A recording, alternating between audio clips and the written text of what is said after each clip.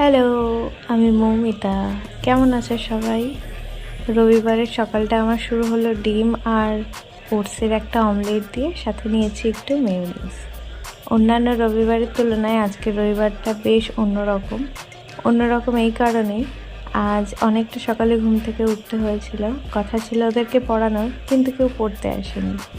সময় মতন স্নান সেরে চলে এসেছি ওপর ঘরের পুজোটা আগে সেরে নিতে।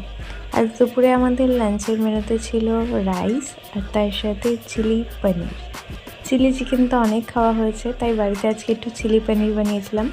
নিজের রান্না বলে নয়, ভীষণ টেস্টি। ভিডিওর ব্যাকগ্রাউন্ডে তোমরা হয়তো কোনো একটা প্রাণীর ডাক শুনতে পাচ্ছ, তা হলো ব্যাঙের। বৃষ্টি পড়লেই আমাদের এখানে ব্যাঙ ডাকে, যেটা ছোট থেকেই শুনে আসছি। তোমাদের হয়তো শুনে একটু অদ্ভুত লাগবে, তোমরা প্লিজ ওটাকে একটু অ্যাভয়েড করো। দুপুরের খাওয়া দাওয়া করতে না করতেই ওপর ঘরে এসে দেখি উঠেছে তুমুল ঝড়। এটারই অপেক্ষায় ছিলাম, সকাল থেকে অপেক্ষা করি কখন হট করে বৃষ্টিটা শুরু হবে। দমকা গরম আর তারপর বৃষ্টি, কোনো কিছুতেই যেন সেভাবে শান্তিটা পাওয়া যাচ্ছে না।